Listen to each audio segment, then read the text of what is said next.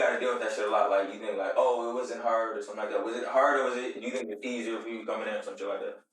I think that because I'm so hip hop oriented, if I had taken a more pop, I'm more pop approach now. Like I do things in a more mainstream way now. If I had done that when I was younger, perhaps it would have been a benefit. But because I chose to be such a hip hop purist and really just focus on technique, most of the people that were around me were not my skin color. So I think if anything, it made it a little bit harder, but not much. I think with most people in the hip hop community, they're really like, shut up and rap and see what happens. They don't give a shit what you look like. Nah, he does. Like, they do. Like, they be thinking like, oh, like, because I'm telling you, that's the thing about it. Like, you ever listen to this song he got called Go? Yeah. So then, boom, he's like, but if I was a black rapper, that'd probably be jumping around and saying boom, boom, boom, boom, boom. Then he says like, if Eminem was black, Yeah. I live in Detroit. If Eminem is black, Oh. they'd be like, oh, know what I mean? But they did that. They did that. Oh. It took him harder. He would like. He's not. Even to this day. Not now, but a lot of people still, even in his prime, they were like, the white guy, nah, we ain't really, he's not the champion of the city.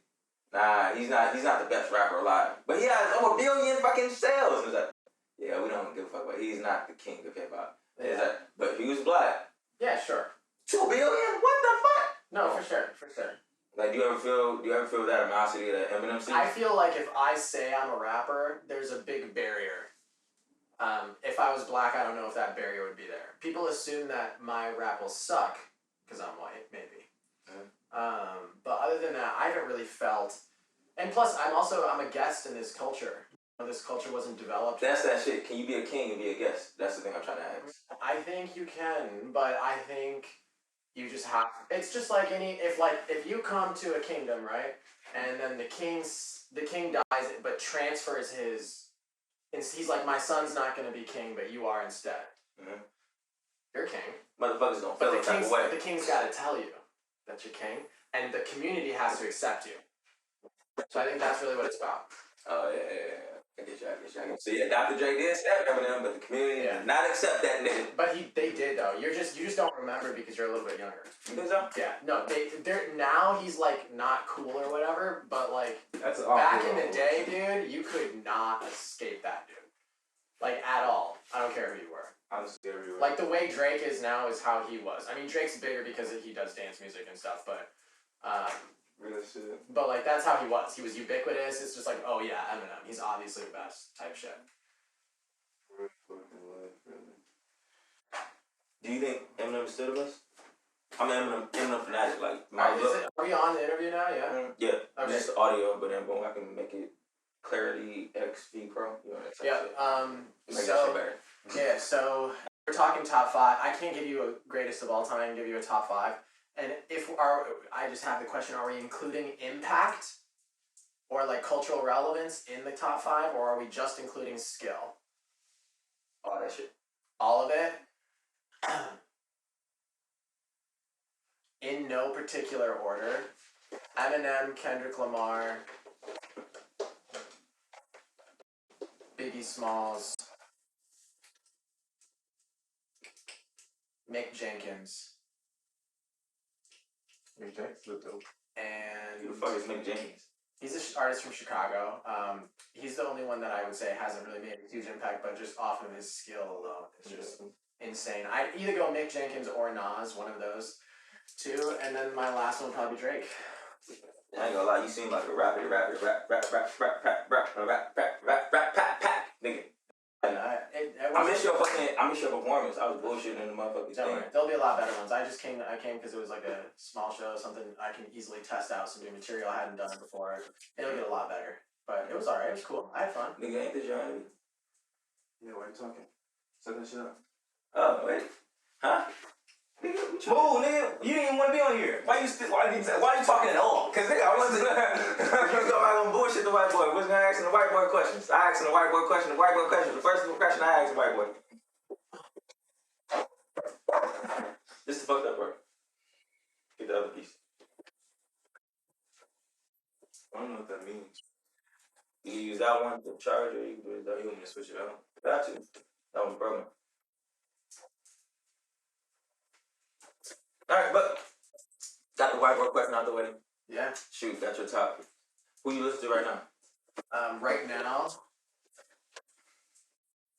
I listen to all genres of music. So I'm listening right now to Pack Zoo. Have you heard Zoo? Are you into electronic music at all? A little bit. So I'm new to the fucking space. right. So because I'm an engineer, I really dig all types of music because I want to see how they made it. So I'm really into Zoo. He's a EDM producer and singer. Snow Allegra. Do you know who that is? She's a singer, and she's crazy, like kind of doo-wop, hip-hop, psychedelic fusion stuff. It's sick. The Funk Hunters. I like OGZ. For my rapper right now is OGZ. You know how he's crazy. Yeah, damn. What do you like? What do you like in an artist? Do you like the melody? This is one I ask artists a lot. I feel like you technical. You like melody or lyrics? Because Future, he'll say some shit. He's like, because Future, Tony Montana. That shit, he didn't know what the fuck he was saying. Yeah, I know. I saw that little clip. So I think lyrics I just are. woke up. I did not brush my teeth. I'm so No, sorry. you're Man, good. you Totally good. I'm going to brush my teeth. Huh? You don't. You really don't. It's fine. But Like, I be asking this shit. People love me in the comments.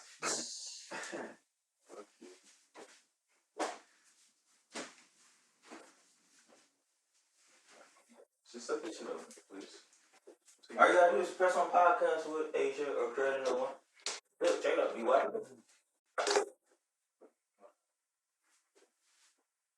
One thing that I gotta ask you, do you think it'd be like, because I see you farther in this bitch. I guess it do work for different people. Alright, but what do you think? Me, YouTube University. He trying to go to school to get his Pro Tools degree and stuff like that. Oh, he going to school to get his Pro Tools degree and shit. So it's like, which one do you think is the right route?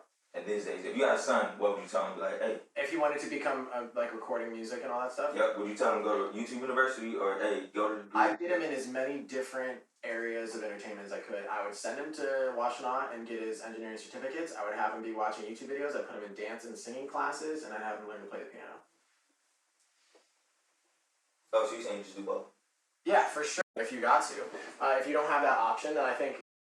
It depends who you are as a person. Like Ian learned all of his stuff himself. Super self-motivated. He'll sit there for 12 hours on a computer until they figure something out. I'm not like that. I'm self-motivated and I'll figure it out. But I won't figure it out 10 different ways. So to school, got all the technical stuff down. And then the best way to learn, I will say clearly, the best way to make music is to make music. Yeah. So 100%. don't practice making music, just make music, and you'll get better and better and better at it. And at a certain point, you'll be like, okay, this is good to where I want to put some money behind it and take it seriously. Yeah, I feel that. Right. What's up?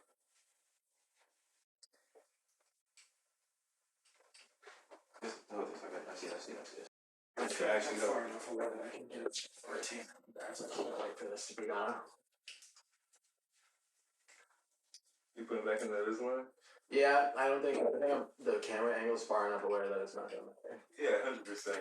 It's a zoom lens, so I think just We're not gonna. yeah. This is for me. It's a zoom lens, so like it could Yeah, people say it's far away, but it's. But I mean, I don't give a fuck. Yeah, I just don't want it to be distracting. I don't care if it's sick. Are we on now? Oh yeah, hold on, my fault. There's already one recorded in this track, bro. What'd you say? There's already vocals in this. I already asked what those tracks. Those tracks do not matter. Listen, as somebody who has learned both, I would suggest using Ableton. Ableton? Yeah, I got It's beats and electronic music. That's for you though. Pro Tools is movie scoring, but it's slower for music production and engineering. And the biggest barrier for me when I make something is the time that it's going to take to get it right. Yeah. I want to be able to create something and then get it as far as I can in that first creative burst. So I'll record all my layers and I want to be able to mix it as I'm fucking going. I don't want to like do everything and then go back because my ideas will be different by then. So Ableton's a little bit faster and it allows me to like I'll say something, I'll put the effect that I want on it right then. I'll do the ad boom next thing. Yeah. So by the time it's done, it might be a little rough, but then it's just cleaning work. All the ideas are there. Definitely. We use Pro Tools because it's industry grade. And we do videos like this, but for recording, 100%, and that's why we got you. Hopefully, you can work together. Yeah, we're industry grade. Check it out. Industry grade. So like, shit, you know where to find the magazine. when it comes to So ribbon light, compressor. When it comes Sorry, in this when it bitch. comes to like industry standard professional, used to be Pro Tools. Now it's equally Pro Tools, Logic, and Ableton. Anything. Yeah. Lil Tyler BandLab. Yeah, like He still uses BandLab to this day. yeah. If you want to get hired into a professional studio, you should know how to work all of them. I don't know how to work Logic. I still have basic school skills on Pro Tools, but my main thing is Ableton now. But what I heard was that, like, Pro Tools, if you know how to use Pro Tools, you know how to use anything. It's kind of like if you're in the basis of this, then usually anything else is like just the easiest shit to use. Yeah, I But understand. at the same time, I understand, like, I get what you're saying, which is like the fact, like, it's all the same. It's all just different. It's all It's the all same. just slightly different words for the same stuff. Yeah. And like the process of how you click through the windows is different. Heyo, it's Shanti. Welcome to the Shanti Show. We're here with. Oh, I'm Jesse. People call me Cloud, the good catch on Instagram. All right, let's do White it. boy Jesse. Let's get it. Let's do that. Alright, but shoot. We grew up at. I grew up in Ann Arbor. Yeah. What high school you go to? I went to 2 high schools. I didn't get into community high school by the lottery, so I went to Pioneer and community. It was the last class that they let dual enroll. What college? I went to MSU for a few years. Then I went to Washington for my audio engineering. Beautiful today. Always keep on shit. He just got here. Go let him in. Let's get it. Yeah, that is important.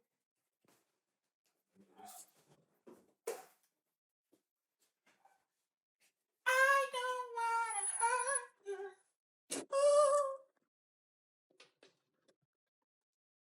You think The Weeknd is still good? Weekend's fire. He needs to stop getting fucked up, and he'll make a lot better music. You think he's just fucked up in the studio right now? I don't think he's fucked up in the studio. I think his lifestyle. I think he probably gets clean to make the music, but I think that if he is sober now, he still hasn't had that breakthrough of like his next wave of where the next sound is going to come from. So he's in a little bit of a stagnation right now, but he's a great artist in my opinion. I'm an Eminem fan. I think that might be a fucking reoccurring thing with these artists. They I don't mean, make music like when they was high. Hold up. Yo, I just sent somebody out there. Is your 1376? All right. I don't know though because he just came back in. Go out and get him. All right. We gotta finalize that. Damn, my bad. Alright, so basically, got that. Boom. What do you think about when you make music? What do you make music for? I make the music I want to hear. I make the music that I have the capability of making that I want to hear. You just want to vibe to it. It's not that deep to you. It's just It's super deep to me. I look at music, for me, I've been doing it long enough and my practice is strong enough. I view music and writing as the paradigm under which I live my life. So it used to be that I had to tell myself to write, and now I write so much that just like going to the bathroom or brushing your teeth is something that's going to happen in the day. So I don't really think about it. I just try to have as many life experiences, different variety of life experiences as possible. So that way, when it's time to write, I have the widest base of source material to come from. Alright, for sure. Alright, cool. This is the first time we ever doing it like this. Yeah, I feel so fake. This is kind of weird. I ain't gonna lie. Fake as fuck. It does say Fake as fuck. Alright, if you watch the next episode, I guess Zero's gonna be in it. He just came in. That's why I feel weird. It's a half and half. Half and half. Yeah, so this is a This is splitter. special. This is a special Yeah, like a special, episode. like- This is a special. This is a first time ever. Yeah. Yeah. Alright, for sure. Alright, Type shit. When'd you start dropping? And when was your first drop? Your first drop, that's memorable as fuck. I recorded my first tape in my buddy's basement when I was 15. And we put that out pretty much right away. I didn't even Hey, this is massive. Yeah. You talking to, nigga? But go, obviously, nigga. That's all you, Ruckus. That's you. Chop it up. Chop it up with your best friend. It's gonna go to 30,000, 20,000. We talking to massive here, nigga. All the other ones here let me talk. All the other ones here let me talk. But The go. funny thing is, this is weird, though. Like, nah, this is weird. You want to get your spot? Fuck you, nigga. Go. Cause look, this is weird. This is a weird interview. Look. Why is it weird? Is this an interview? Yeah, this is still an interview, but it's Okay, like cool. it's weird because it's like usually he sits here. The name of the show is TheShantiSho. Here, they usually start asking questions. I ask the first question, and then when we was talking, he's like, dang, should we really interview them? He's like, no. Yeah, usually. I feel like nah. Usually he'll let me talk. Cause I feel like you think I'm a bitch, low key. You think I won't talk. You think I won't talk, but not in this situation. You like, oh yeah, let me wear this nigga out. Let me like. No, I know the questions you gonna ask, right? And it's like certain questions. It'll be like, all right, where you go to school? It's I feel like in the beginning we get in the basic part. I feel like the first 30 minutes of a podcast. But the we get that difference basic is shit out. you don't give a And fuck. then after that, You we think talk it's to basic topics that I be shit. thinking shit like that. Yeah, sure. But then we got 30 minutes, nigga. We gotta knock this shit the fuck out. And then we got another nigga. We don't rush shit. We don't rush shit. We don't rush shit. What? But talk. It's better to get 10 minutes of unrushed, authentic content than 30 minutes of rushed stuff. So I think Type we're shit. doing all right. But go. Ask your questions. Get your chance. Ask your questions. Here, let's switch seats. Okay, all right. They've just been getting on me about being white the entire time since I got here. They're like, "Do you ever feel discriminated against because you're white?" I'm like, not really. It's not that bad. I'm a guest in the culture. He's like, I mean, yeah, blah blah blah blah. Now it's just all white stuff, dude. I feel that. I know. Well, wait your motherfucking turn, and then you can. I'm just giving the game to prepare. Yeah. All right, but look, yeah, that was basically that. That was basically that. Okay. All right, switch. My fault. So usually I like to talk about exactly origin. I know he's based. First of all, this little thing is under here. All right, brother. All right. The bitch sheet. That's okay. It's okay. I gotta stop calling it that. You like the bitch shit. Yeah, I do. Nigga. Nigga, exactly. But it's okay. Put it on the floor. All right. So when did you start recording? Have we talked about that yet? No, I'll tell you when I started writing though. I went to Jeff Cass at the Neutral Zone, who is a poetry. Jeff Cass. You know Cass? So yeah, yeah. That's beautiful. So I started writing right before I entered his poetry class at the Neutral Zone. I heard. Okay, so here's how I started writing. I was walking to Tappan Middle School, and I liked, at the time I was like, Good Charlotte, Lincoln Park. The cool kids walked ahead of me from my neighborhood, and they wouldn't let me walk with them, but we all left the house at the same time and walked to the same route. So I'm literally just like awkward as fuck behind them. Yeah, I went to Tappan. Wow. So then one day I'm walking there by my lonesome, behind it, and I just see this iPod shuffle. You guys don't even know that. Okay. I'm hip with the iPod shuffle. Man's 28. 28. Think of niggas don't know what an iPod shuffle is. We hip. Okay, all right. Now when you were 3. Yeah, type shit. No, I know. Yeah. So I find this thing on the ground, and it's got a bunch of like hardcore rap on it, and I didn't have anything else to listen to. I didn't have any other way to make or listen to music, so I put it in, and I'm like, yeah, whatever. It's not that dope. Seems kind of stupid. But then I heard this one line where this guy goes like, "Everybody wants a heaven, but nobody wants to die," and I was like, that's kind of cool. It made me feel something. It made me think, and it went to the rhythm, so it did more than other music normally would. Instead of where it's just feeling and dancing, I'm thinking as well, so it's engaged something else. And I was like, yo, that might be kind of a cool way to have an impact on the world, is like through that type of whole like chakra engagement. So from there I got super obsessed with it, and started writing and recorded the next year. And yeah. So that's when you started writing. yeah. I said recorded next year. How did you get like your equipment and stuff like that? Like how was that process so my for you? buddy DJ, yeah, It's gonna be good. Yeah. Remember that shit. Yeah. DJ Kirikou, my buddy, I pretty much always recorded at buddies' places and stuff. But I had my own stuff, but I really like when I'm recording. My preferential is to have somebody else there, somebody that I trust, because I'm of the belief that the more minds you get involved in a song that are on the same page, the better the product will be. But my first equipment, Eric had he had like a Pro Tools brand preamp and a Snowball microphone in his basement, and we were on like a desktop Mac, and we recorded this little thing called Clear Skies, and nobody messed with me when I was like, Is Clear Skies out first and foremost? Clear Skies is probably out somewhere. It's not on my artist page though. I think it's like on a Bandcamp page somewhere. Are you gonna put it out? Drop that shit. It is. We see drop that shit. Yeah, but that first shit he sold that bit. That shit didn't go nowhere. But he dropped it right now. That's still showed millions. Yeah. You know what I'm talking about? Yeah, And no, I know exactly. Shit, like you're. I've seen your numbers. Like you're up there. So as to say, starting. It's just starting to. Really, this you month have up there numbers. This month, God, shit is crazy. This Hey, fuck these niggas. This motherfucker. Get the fuck out. Listen, Fuck out of here. Fuck these other niggas. I'm dead serious, Johnny. listen. I just had my first good month. This month, starting the 17th when I dropped. First time you had 8,000. What 8,000? What? The 8,000. You said the 8,000.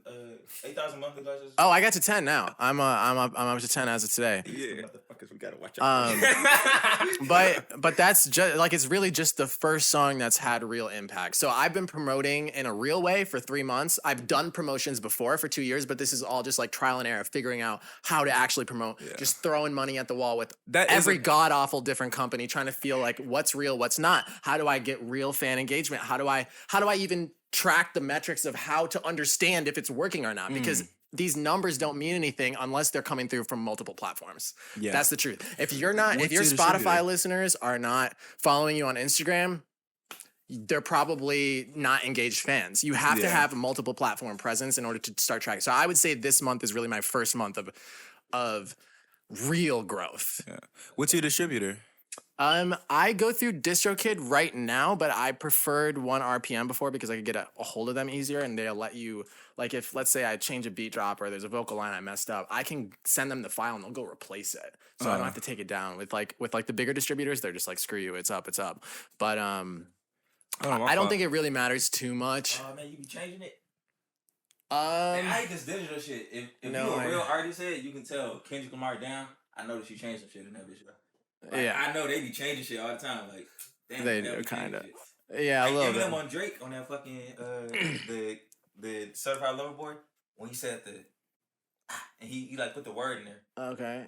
Do you notice that shit? Yeah, I would notice it if I knew the song for sure. I'm a crazy nerd. I noticed. Yeah, that's great. Yeah, that's you got to, especially if you're an engineer, and that's the whole game. You got to notice the little stuff. For sure. Devil's in the details. Okay, so why do you make music? That's one of my first questions. Why do you make music? I make music because I believe our species is in a crisis of self-identified truth, and I believe that the best and most necessary way to change that is to align people with their truth. I think the core problem is that we lie to ourselves, which creates disharmony, and that we then lie to others, take advantage of people, and don't see the unity, which leads to all sorts of problems. So my goal is to try to be the best influence I can on people not lying to themselves, and then eventually to make policy changes and societal, cultural differences on a worldwide scale. This is why we losing, nigga. See, this is why we losing, nigga. You see how fucking thought out that Stop shit was? fucking grabbing me, nigga. How thought out that shit was? Did you see how thought out that motherfucker shit was? That's an industry plan. I be like, it's for my hood. Hey, but that's valid too. They ended with that shit. Everybody's just got a different thing. I just felt it from very young. I was just like, this is when I found that shuffle. I was already thinking when I was 12, like, how am I gonna help and fix this? But I ain't gonna lie, so our first thing, it was like crazy. We had this fucking, went in on this shit. It was like a $60 laptop, bro. Okay. $60 eBay laptop. Hell yeah, I remember that. That bitch had a battery in it. And then, I think I bought it. Like, you go through this shit where you just buy shit on the internet and, like, you get better at the shit. Like, I'm an online shopper. Like, if I might $1 today, I get that bitch back in like 2 weeks, 3 weeks, some shit like that.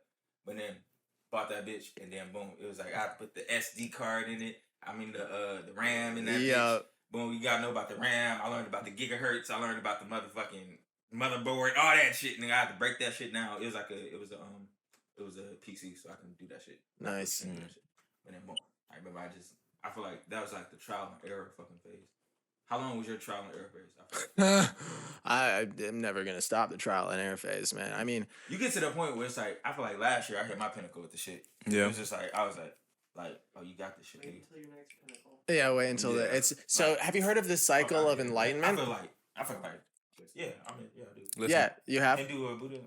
The cycle of like, so there's like, you realize that you're not everything you could be, and then you go on the search, and then you can't find an answer, so you become despondent and desperate, and you're about to give up, and then there's a breakthrough, and then you learn and integrate, and then you are satisfied and you coast, and then you have a question. Oh, could I be better? And that just continues for your whole life. So, I mean... We will never coast. Yeah, exactly. To answer your question, till the point when I felt like, okay, this is something I can rep, I can be like, I'm not embarrassed of this. Yeah, that's what I'm talking about, because I started engineering like in like 2016. Are we talking I didn't for... feel comfortable with dropping shit until like 2021. Yeah. So then that was like my trial and error phase. Like, this shit is ass. I'm saying, keep this shit on the laptop. Yeah. Damn, I'm EQing all fucking night. Like, I'm saying, like, I was like a demon. Like, I just Yeah, get that shit. it's all just about a good recording, man. All the EQs are important, but it's really, the more I go, the more I realize the drier you can have everything and the better the recording, the more you're going to be able to implement artistic decisions. I know you play instruments as well. I do not. You don't play instruments? Nope. Thank you for the correction. Thank you for the correction. All right, my fault. No, you're good. Just because now we're gonna drop this shit, and you're gonna be in it. Can you put your face in the camera just for 1 second? Just for 1 second. Watch out! You gotta. I'm not talking to no random ass dude in the corner. Like I'm not that crazy. He got a face. Talking to the voice. You're talking to the voices in your head. We're not even here right now, man. Look, don't do this to me. If I'm paranoid and I start hallucinating white folks, like that's another thing. Hey, I gotta Stop calling them white. Stop standing up for them now. I'm Irish. Stop calling them white. My last name Campbell, bro. You fucking potato. My last picker. name Campbell. I'm Irish too. I'm Irish too. Type shit. I'm Irish too. I'm Irish too. I'm Irish too. Hey, that's fucked up. No, we actually noticed this shit. So look, basically, y'all know what black people last names? Y'all know that shit? Oh my goodness. I'm talking about that shit right now. If y'all wasn't white, I'd still talk about this. But basically, it's basically just something like so slavery ended. Boom. Slavery ended, right? Yep. Boom. All y'all niggas free. Guess what? What's your name? Yeah. Yeah. Last name, guess what it was? The name of the plantation. Freeman. It's Freeman, or it was Freeman if they were freed, and it was the name of the plantation if it was name of the plantation. Yeah. So I looked up my last name for like when I was a kid, and I was like, I wonder where I come from. I thought I was Irish for so fucking long, and they said Irish, the Hearn family, they're famous for tobacco and everything. I thought, I got famous family, Irish for tobacco, some shit like that. And then boom, as I grew up, and then my dad told me that shit, I was like, oh shit. So we was on the tobacco farm. Yeah. Oh shit. That's wild. So then that's how I think of it. That's crazy. Last name. His is Campbell. He was on the tobacco farm. I thought he was making soup, bro. I fucking hate y'all niggas, bro. Wait. Fuck you. Was it on the tobacco farm? Or what's Campbell? Campbell tobacco or sugarcane? Campbell is fucking, it's Irish and means like smooth talker or some shit like that. No, I'm talking about what farm? He's like, fuck all that shit, dog. I don't know. He said, fuck all that shit. What I don't know. It means big dick. Type shit. Shit, wait. Oh my goodness. The only reason I am not insisting that we just do a 4-person podcast is there's literally not room on this couch. Real shit. But we want to give you that's fair. his own space. Yeah, that's fair. That's fair. Because I don't want none of him. I want to keep it separate. I ain't gonna lie. And Jay. Well, you're doing a shitty job of that. This dude Jay. Is fucking. He wants to come through too. So I was like, man, that's gonna be 3 people. No, that's too much. Okay. So we talk about. I know you talked a little bit about your promotion. I think that is like a question that I have, and I feel like because you already brought it up, it's like let's like go off of it. Okay, yeah. Like when did you notice that? First of all, we want to lean forward in anything we do. Yeah. So as to say, we don't want to get stagnant. I feel like a lot of artists, they feel like as if you put out the music, then people are gonna listen to it. But like, no, that's arrogant. Yeah, it's a little arrogant. Exactly. Why should they trust that you have anything worthwhile to say? Real shit. But as to say, we're trying to. Can I trust you to do this one thing? He said this one thing, bro. No. Because I feel like you would ask me to. teaching you. No, exactly. I feel like you would ask me to go do that shit, even though I'm like in the middle of a conversation right now.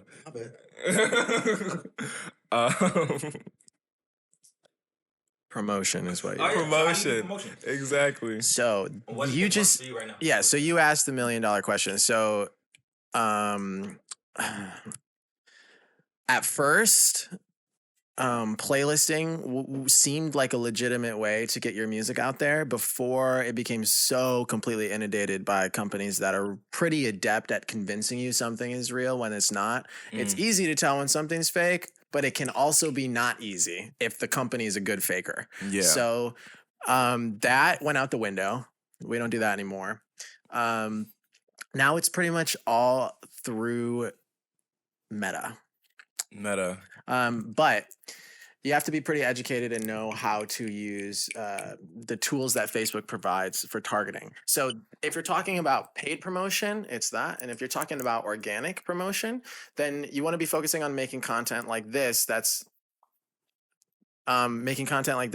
organic and that you can splice into clips that could go viral, or skits, or content based around you making the music. So those are like lottery tickets to me. Those little videos, the ones you want to go viral, that's a lottery ticket, right? You should be doing that as much as you can or want to.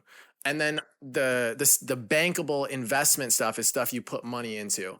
And it's all about getting that cost per click and cost per fan and conversion down as much as you can. And that's how you'll tell if the music's worth putting money into. I feel that. And we're actually working on bringing together a couple resources to be able to offer that to some of our clients that we believe in. Because we don't really want the tools to we don't want people have wasted money. We've done promotion and stuff for people, and then they've wasted money. So we only want to do it with people that we think are going to work. Okay, when you say clients, like, what do you mean? Like, what's your business? So there's a bar. There's a bar. I was listening to your shit last night. He said LLC. He said, "I give up my LLC for your company" type shit. Yeah, I thought that was slick as fuck. Thank you. I like that. Sometimes I scare myself. Yeah, that's cool, man. So Ian hired me into the studio 2 years ago, and it's become like a little community. He already had a stable of clients, some of which he. You guys have like your own following, like a page, like somewhere like people can follow you up with. We have a page for the studio. We don't use it because people just hit us up on our own Instagrams and our own numbers. So it's called Zero Gravity Sound, and that's Zero Gravity Sounds. And that's the Instagram name. But you can feel free to reach out to just my Instagram page as well. What's the best and worst thing of doing music and being an engineer? Producer too? Executive, but I don't make much beats. All right, cool. What's the best and worst part of being an engineer? I would say the worst part of being an engineer is when somebody comes in with 3 bars and a beat and no melody and is like, make it happen. Yeah. And I'm like, okay, so I'm going to write your song. I'm going to come up with the melody. I'm going to do all this. I might as well have just made the song myself. Oh, yeah. Yeah. You make the motherfucker cut you in on that shit though, right? No, honestly, I do it because it's great. I shouldn't even be complaining because it's great practice and I genuinely love to do it. So, but the worst part is when I don't believe in the artist and then I have to do that. How many times a day do you put yourself in that position where it's like, where it's like, cause we're artists, we're like 10% of nothing. Yeah, what's 10% of nothing? Never. I think if you do this shit. We do this shit, but it's like it's also doing it with all of those type of artists give us the practice and credentials so that when we get to the point where we're in a room with an artist where we feel comfortable, like, hey, it should go like this, and then at the end of that, you're like, hey, I might need a percentage, and then that's a real investment. Yeah, I have percentage of hundreds of songs. Yeah. Hundreds. Big record too. It's like, but these kids that don't market themselves, I mean, what's 10% of nothing? Like they have 5 streams a year. Like why would I want a percentage of that? What's your, my fault, I just want to talk about the business as of now. Yeah. What's your, I got what's you, your dude. like, so what's your process for handling customers, things like that? Like, first of all, I want to know how often is it like you have a person come in and be like, I got nothing. Yeah, this is like most of the time that doesn't happen too often anymore, especially because a lot of the clients that I've worked with over time have become better because we've helped them and they've been dedicating and we help motivate them and we get results for them.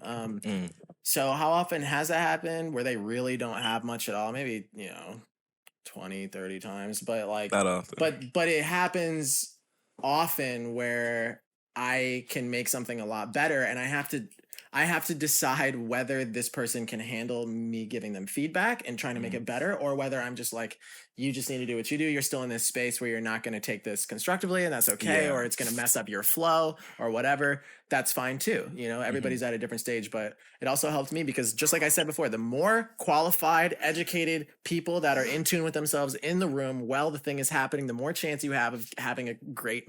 That's why I don't get on Drake for having the ghostwriters. I don't think it's ghost. I think he's just sitting there with all his boys making music. Yeah, exactly. It's like, so like, oh yeah, whose name is He going definitely to has a fucking camp, my G.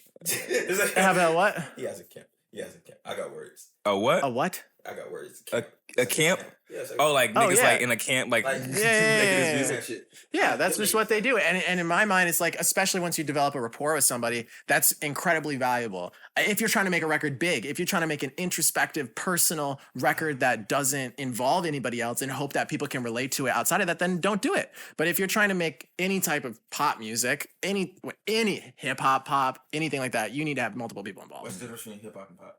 Because hip hop is pop. Hip hop. I think the difference between hip hop and pop is that one, the lyrics are a vehicle to deliver the music, and the other one is that the lyrics tell a story or are a centerpiece of the culture without melody, I would say, most likely. So when did you guys start this business? He started it, what, 6 years, 5 years, 7 years? Fuck the business. We'll talk about business. Yeah. Do it. Yeah. I had a little thing in my room for a little while. I did that for 6-8 months. Okay. That was cool. It Dope was shit. alright. So when it comes to your music, what's your recording process? My recording process is I find a beat, and now that I've gotten to the point where I've written so much, I can pretty much tell what's going to be good and what's not within the first 15-20 minutes. I'll dedicate a couple hours to the song. I try to get it done within an hour.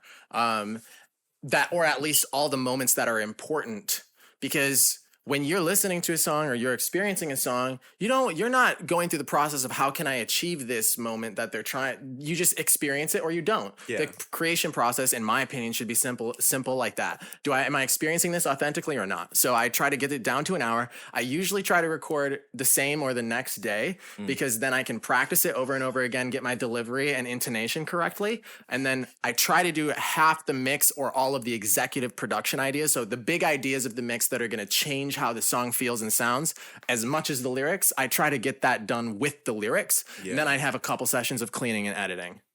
Yeah. Damn. I ain't gonna lie, that's very complicated.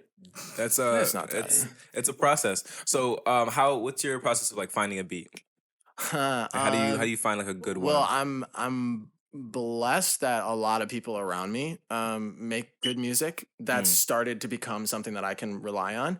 I also have a couple guys that I've met through like YouTube that I buy from over the years that now send me like custom beats and stuff. I have sometimes like Ian's composed stuff underneath. So sometimes we'll take a beat from YouTube, record a demo over it, and then produce it ourselves underneath. Bro, are y'all that big that y'all got YouTube videos of yourself? You got YouTube videos of yourself? What do you mean YouTube videos? One dude, I met him in California. He got YouTube videos himself, so he just searches up his own damn name, type beat, and then he just do that shit. I got a couple out there. You do that shit? Oh yeah. Do you be doing that shit though? Search your own No, shit I up? make my own beats. But Okay. Yeah, no, not yet. You But wanna like do I that said, I would. Hell yeah, I would love that. I would try to reward people for putting my name out there. But look, it's the one thing though I want to ask you. So, do you think that any beat is flowable, or do you think any beat? Because a lot of people, I engineer and shit, like, and it's like some rappers they be like, "Oh yeah, just throw anything on, we can get it done."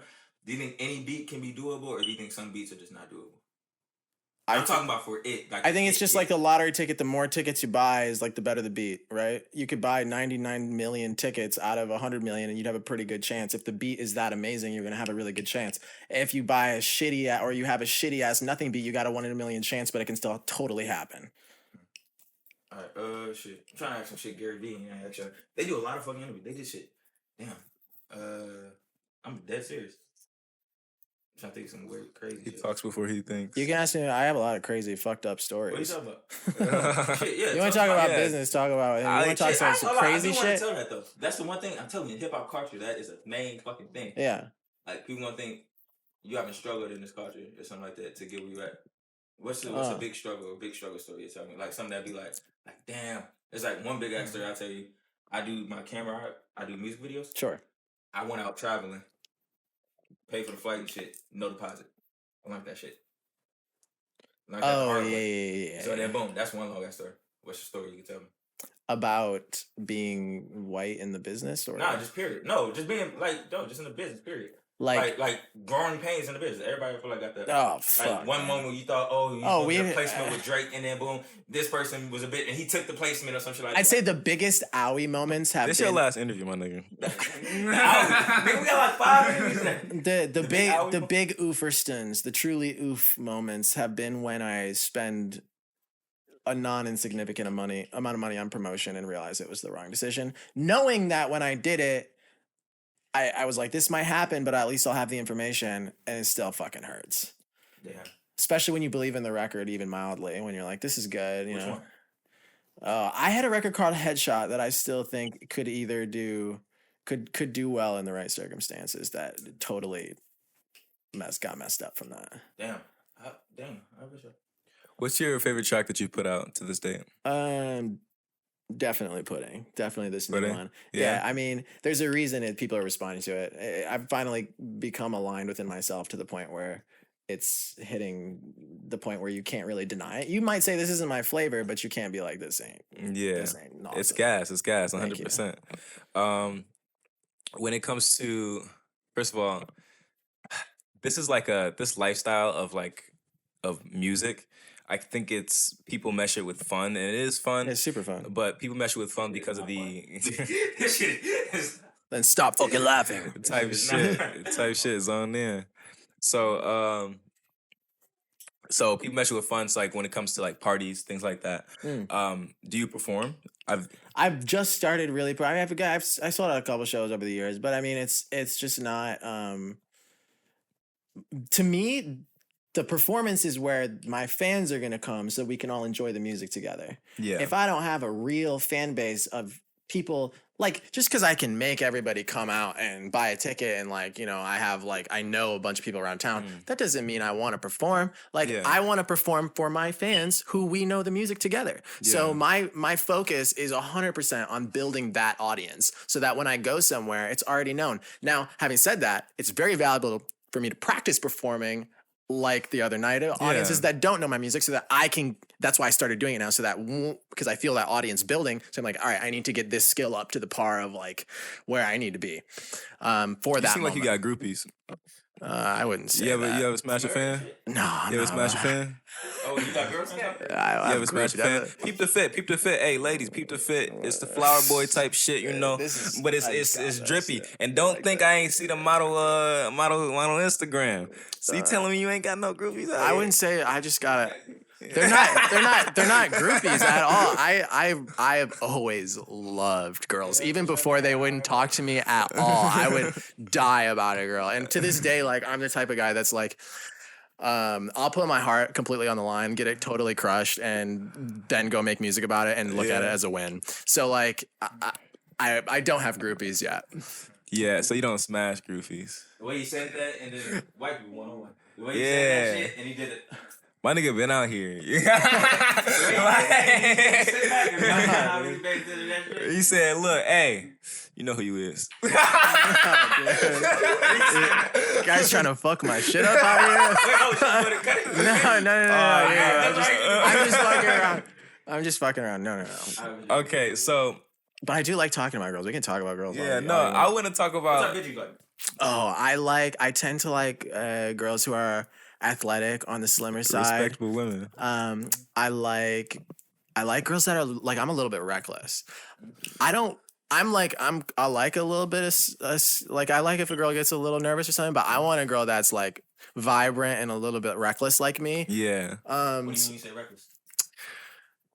Like, if I start going a little bit fast in a car, I like, that should be something we can mutually enjoy, maybe.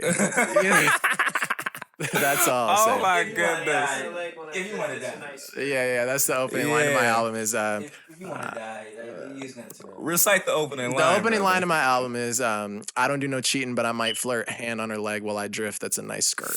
Okay, he's definitely fucking. Damn, he fucking these bitches, Hey, bro. can't- Cause I just I started can't out fucking take these the bitches, jab, bro. I just started out fucking these. I'm just saying. I know you out here. Where's your most fan base at? Right now, right now, Brazil has been responding heavily to this song, but I'm building Target. It's in Santa Monica because I plan to move out there. So people in LA seem to respond organically with no influence. People from LA respond to the best of my content. Real nigga shit. All right. Basically, that was about that. Yeah. Got that. Okay, so first of all, Brazil. Let's talk about that. Yeah. In what sense of like, how did you get that music out there? How do you know it's responding well in Brazil? Well, because I can track it. I can show you right now, dude. Yeah? If you want. Yeah. Like if I put out ads, the ads are gonna naturally try to find the best cost to show the ad. Right now, I can also select like some countries are cheaper and more expensive to advertise too. Right. So there's like tier 1, 2, and 3 countries. So you want to start the ads. This is a little technical, but you want to start the ads at the bottom, and then as you get the cost down and the targeting better, you move the scale up. Okay. Right. So out of all like, there's a lot of tier 2 countries like Italy.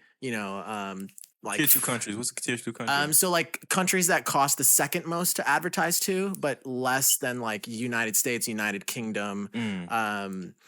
There's a couple more. What you using Google ads or Instagram ads? Meta. Oh, Meta is like the actual app. Meta is Facebook. Meta is Facebook, so they own Instagram too. So Facebook ad, Facebook pixels, you do all that. Yeah. So you mentioned where you moving? I did. Definitely the goal is to move out to California as soon as I have a big enough fan base to sustain it. My goal is if I could sell out a show the day I get there, then I'm going. Okay, so the California lifestyle. We've had some people come from go to that California lifestyle and I've been not approve of it. Yeah. So, but you've been you feel like you're vetted? I if I was 100% vetted, I would be out there. But I'm telling you, well, first of all, what do you mean by the lifestyle? But I will say that the lifestyle agrees with me heavily. I fit in out there. I do well out there. Anytime I'm out there, I feel at home. Yeah, I believe it. I feel good out there. It feels good. Yeah. So to me, I respect everybody has their own thing. To me, everybody who hates on LA, I always just think because you ain't shit there. You know, Yeah. But I think LA is like this. I feel like LA is like Las Vegas. I love them both of them. Like I'm gonna stay in one of them bitches. It has everything you fucking need. I feel like if you don't know how to control yourself, for sure, you're like done. Most people don't know how to control themselves. Yeah. That's what I feel like. Yeah. That's why I feel like when they say fuck the industry, I feel like LA is where the devil stays. No, nigga.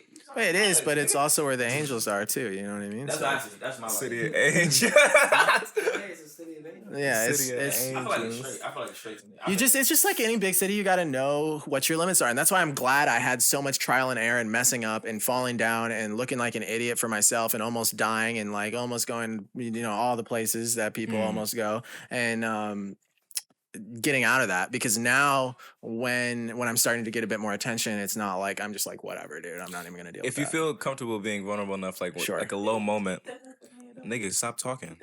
Don't talk before communicate.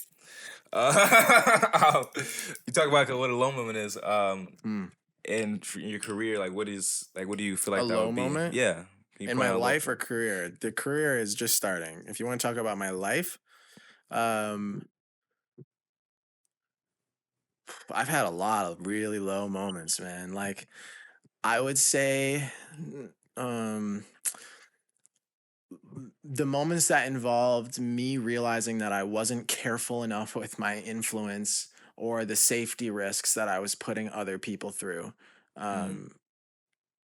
Some of which ended up fine and we joke about it now, and some of which, did very much not. Are definitely Mafia? Duh, you are ridiculous. No, you bro. fuck with the Mafia. That's what it sounds like. It sounds like it sounds like this nigga Spider-Man, low key. I don't- find out your identity or some shit like that. And then they was like, oh, we got him. And then they catch him out, and then the Joker comes. I had to carry my best friend's casket with somebody who was threatening my life. Oh, damn. That type of low moments. You know what I mean? Then you can't trust nobody or shit like that. Yeah, I don't even think I was worried about trusting people too much.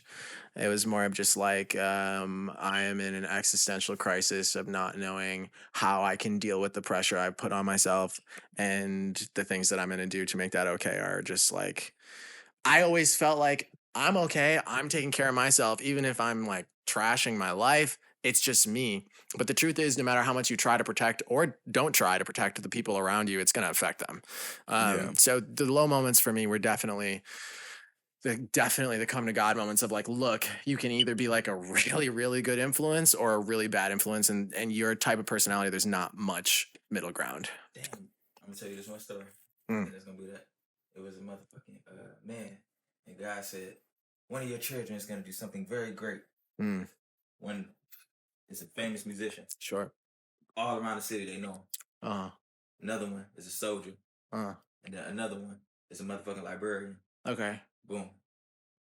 Which one do you kill? Into the motherfucking musician. Because, he's known.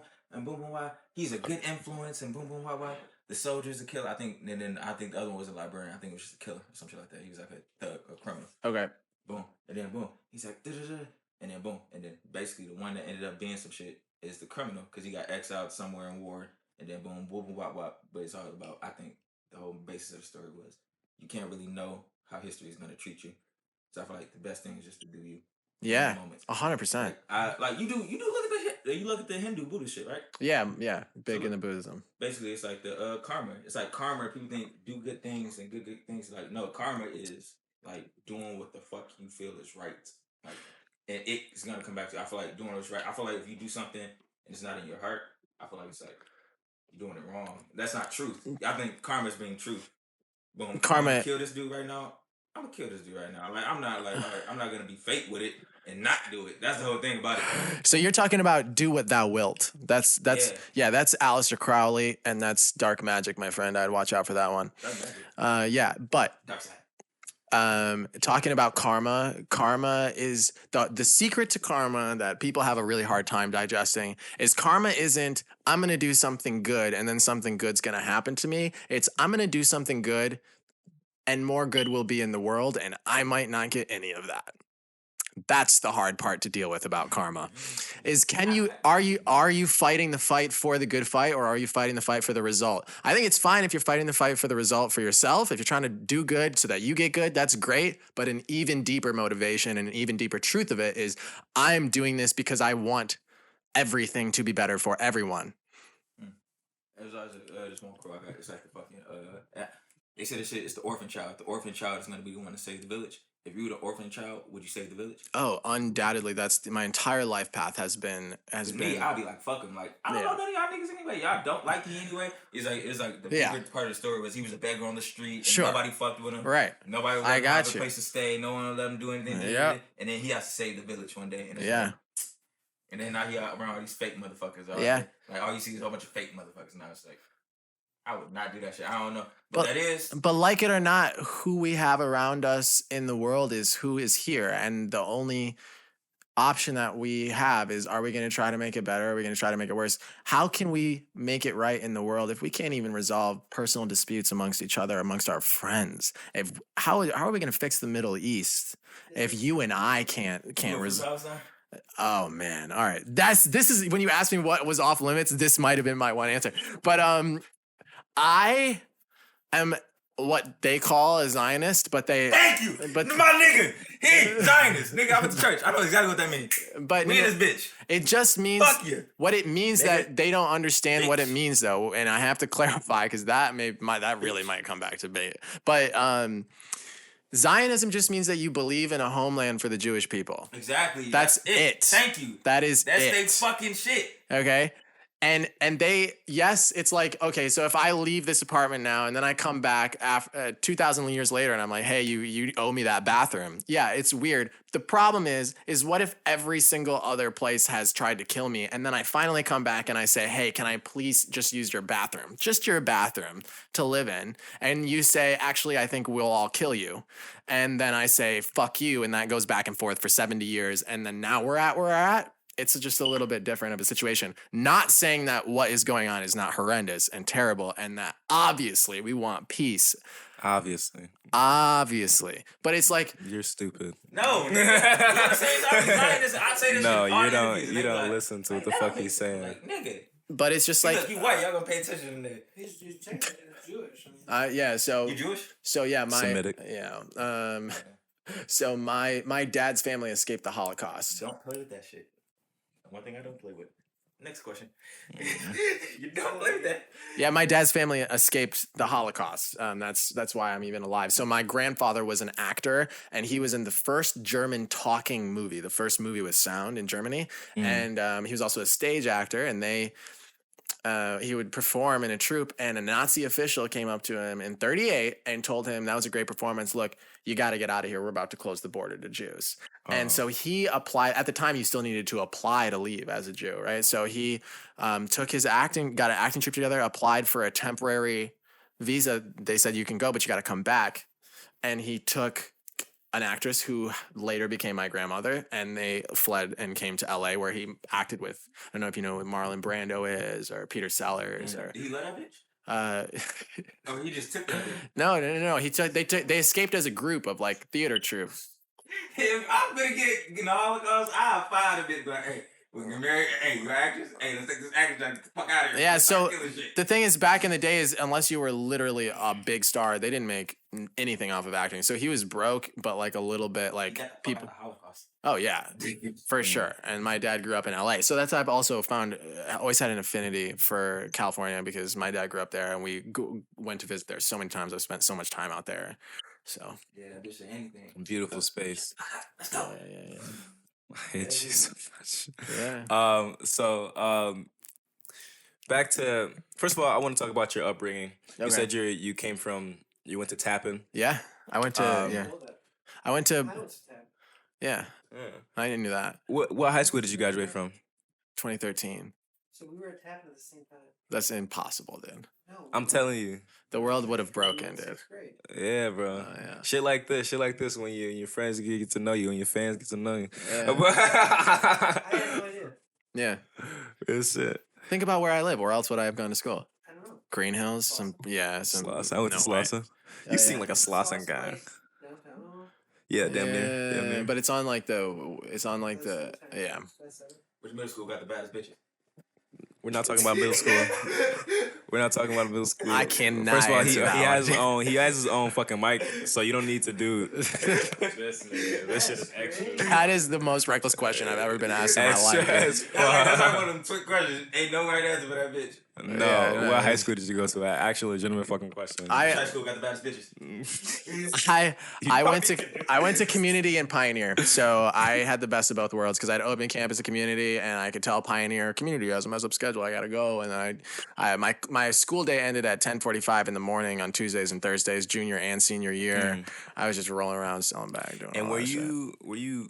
First of all, were you music? Like, did you make music back then? Like, Yeah, when I was 15 I recorded the first project. So I was always writing and rap. By that time I was like, I'm a rapper.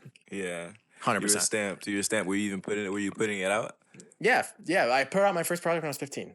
Oh, dope shit. Dope shit. Is it still out there? Because I went through your Spotify. We already got It's it on Bandcamp. My fault. It's on Bandcamp. Oh, my fault, Yeah, G. but- My fault, G. but don't I look it up, apologize. please. I apologize. Please don't. I'm so stupid. But like, I'm telling you that. I feel like I hate when artists do that. Like an artist will blow up today and then delete all their. That's old what I stuff just on did. Instagram. That's what I just did. Stop. Don't do that. Yes. People want to see. Like I'm telling you. I know they want to see it, but they They can wanna see it see from it. now, okay? They can see it from now because I got a lot of good stuff coming. I don't need But you to. look new. They want to It's see. so chaotic. Oh, damn, he been around for that. That's enticing to a motherfucker. Yeah. If I click on somebody and I go through 3 songs and not all of them sound like they're fucking awesome, I'm like, I don't know. yeah. I think you got. Unless one of them is just so crazy hot that I have to like see like what do you do next. We're fucking crazy though. Everybody's not crazy like us. No, I know. I'm Like, very we do aware. that shit. So like the way we think is way different from these other motherfuckers. Like Yeah. regular civilian. Sure. Well, that's what but we're selling to the regular civilian though. Yeah. Yeah. Exactly. I feel like the regular civilian just want to see you and be like, oh damn. I feel like the best thing I did is go around the music scene and not be that dude yet. Oh yeah, So for I feel sure. like if he's like, oh yeah, I seen him before. Like I seen Helliver, and then boom, I see Helliver again, and then boom, I see Helliver again, and then boom, I see him in another state. And he be like, oh yeah, you that one dude. Fuck yeah. And it's like, then you get that relationship. I feel like even if you're nobody, I feel like seeing me nobody, but if I just want to come to him, just like, oh no, I'm this, and I do this now, and I got this good now. He'd be like, That's definitely the one thing I've seen and that I experienced. I know that a lot of older or people my age can relate to this that are in this business is like, we all thought nobody could tell us anything when we were like 18 to 23. And it's just like, if I could go back, the one thing I would do is just be like, just be okay not being like you said. Like you don't need to do that. And in fact, the longer you have where you're not, the more support you're gonna get when you are. Yeah, I feel that. So I want to talk about the future of Mr. Cloud. Exactly. Yeah. I got big plans. I'll tell you that. I love that. I love to hear that. So first is to blow up musically. Then I'm going to try to start a sustainable living community based on the principles of sacred geometry. And then I'm going to start a political PAC, and we're going to start to influence elections and try to really make some big changes. And after that, we'll see what happens. That's up to stage 3 of the plan. yeah, What does blowing up mean to you? Blowing up mean to you? That's my question. 100,000 streamers a month. What does it mean to blow up? To me, if I blow up, I no longer have to think about money at all. Like, I just live the way I want to live. Things are there for me the way that they need to be because people trust that when they are, good things will happen for them too. Yeah. We asked this question, like, I say you said you already want to move to LA. So do you want to stay in LA? Do you want like the house to be in LA? Yeah, I mean, what I'm envisioning is 3 to 5 years in a Malibu beach home, 2 stories with half the story in the basement opening up to the beach, and then one kind of main floor, nothing too big, but just location. That's what I want. LA's location? Malibu, yeah, northern LA. So are you gonna move the whole family out? No, my parents are very happy where they are. I live with my parents right now. I'm happy there. Like, we vibe, we get along, we all hang out. Like, it's good. I'm really glad that I've taken the extra time to repair my relationship with them, make everything right with the family. Spend some time with my nieces and nephews who live here. That'll be fun to like fly my nieces and nephews out. That'll be more the vibe. So, are like your family is out here in Ann Arbor, Ipsy? Yeah, in Ann Arbor. Yep. Okay, dope shit. That scratch should not have been on fucking public motherfucking camera. Nigga. Let's not draw attention to it. Just a little nut scratch. Just a little. No, it's like. Where are your parents from? My mom is from Flint, Michigan, and my dad is from Hollywood, California. Wow. Well, I thought you said he was in Germany or something. My grandfather escaped Germany and then had my dad in LA. Sorry. Yeah, you're exactly. So, Hollywood, did your dad have any effect on you in your music career? Well, my dad is a exercise kinesiologist. He writes textbooks. He was a college professor at U of M for 40 years. So he's totally he's all athletics, health, food, all that stuff. I am so thankful for that influence, but like what I do and what he does are so different. So it's like I've not been able to he hasn't been able to help me in that way. Yeah, I feel it. Yeah. In what ways has he helped you? Oh, he like how I was telling you guys before, I've been lifting weights since I was 12 years old. I'm not huge, but I will always have that baseline level of fitness that I can get in shape very quickly because of that. Exactly. I wasn't allowed to eat Jif peanut butter or like no candy. I'd never had a Pop-Tart till I was like 17. Wow. I didn't have KFC till 2 months ago. When I finish it. Everything's not a challenge. Yeah. What? Everything's not a challenge. I'm telling you. All right, look. So, all right. Basically, for people that don't know, all right, publicly, we're doing this. We're gonna do a challenge to see who can get the better results in 2 weeks. Oh, so you're right now, cooked, bro. Better results. I'm talking about this ain't fucking. If he looks like how you look, of course he looks. Yeah, I can get bigger than you faster. Yes. Let's do it. Oh, all right, easy. You wanna try it? Cause I'm primed right now. Yeah. I'm like ready to I'm in massive eating phase. I'm about to bulk right now. Look, check He's not. No, he's stickly, but he's just getting thick. He's just getting fit. I'm not chubby at all. All right, let's get it. All feel right, y'all it. trying to get it? I can have I am. like We're good. a Alright. 6-pack in 2 weeks, bro. 2 weeks. Oh, wow. Hey, 2 weeks. Hey, that's Let's what he said to me. Hold lock on. in. Hold on. Let me see. No. Let me Let's see. lock in. Nah, We'll take some baseball that this shit. nigga will freely take off his shirt. He's You're been not waiting the being whole time. interviewed. I had to tell him to put a shirt on, dude. I was You are like, not "Can you put a being shirt on for the interviewed. interview?" He's like, Let the artist fucking take off their shirt, nigga. Shut the fuck. I've just like gotten like not as much as him, but like I've gotten like Yeah. in shape and out of shape so many times. Yeah. that my body is like used to it. it's used to it. Like if I go crazy for 2 weeks straight, I will be pretty ripped in fucking 2 weeks. Yeah. All right, y'all, this is the beginning. I keep trying to get you to come to the gym with me. I definitely can get more progress in you. It's about result. Like, we got this one big fat wide I dude. understand. I don't care if it be about anything.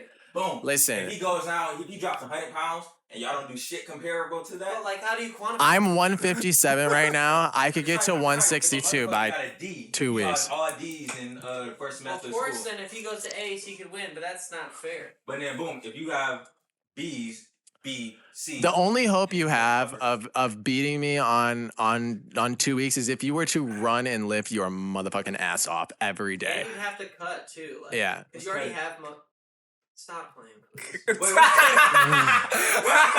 So- no, he really doesn't know. He's not Listen. playing. I think the That's fucked what up thing I'm is that saying. he's serious. That's what I'm saying. So like, don't even pretend this is a competition because like. This What's is cutting? not What's fair. cutting? So there's bulking and cutting. Bulking is when you're adding weight to try to gain muscle, and cutting is when you're cutting fat to try to lean out and shape. Yes. So like, because you already have a lot of natural muscle, right? So if you cut and you work out really. He also does have the genetic advantage. That's true. Absolutely. Yeah, my genetics, like, I'm telling you, hard.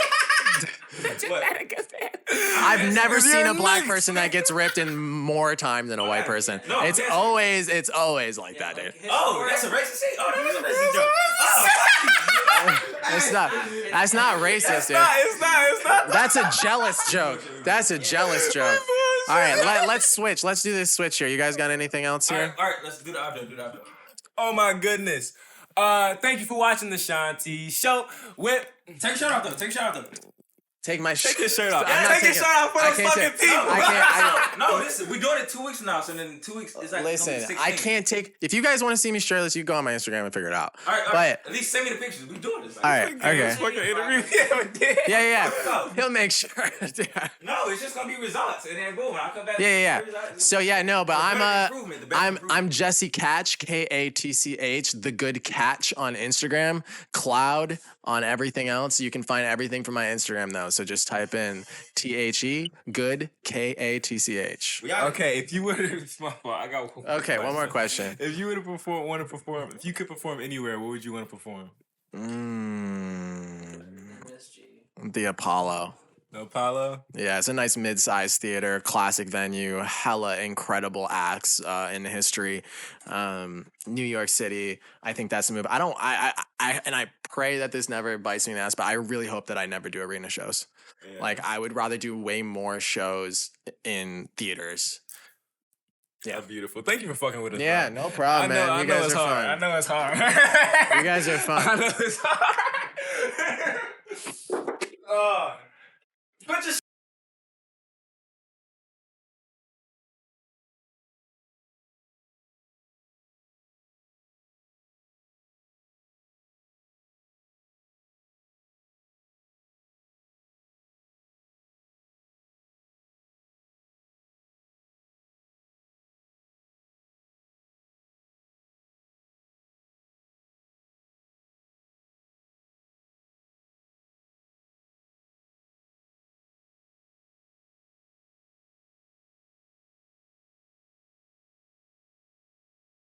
Hey, were we recording?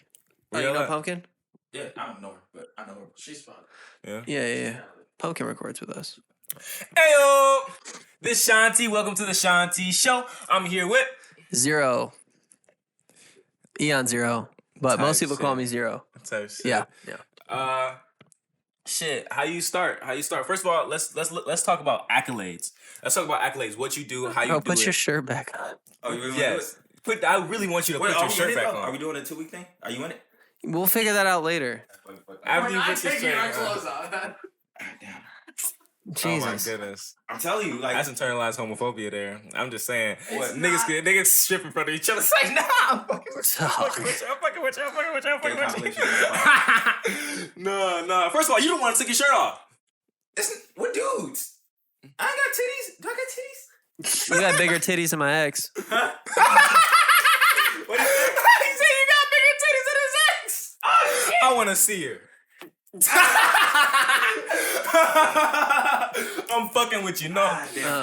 Yeah. Okay. Let me calm down just a second. Where you start that studio and shit? Yeah, where you start. First of all, we're talking about accolades. Stop. Let's focus on one thing. What are the things you do?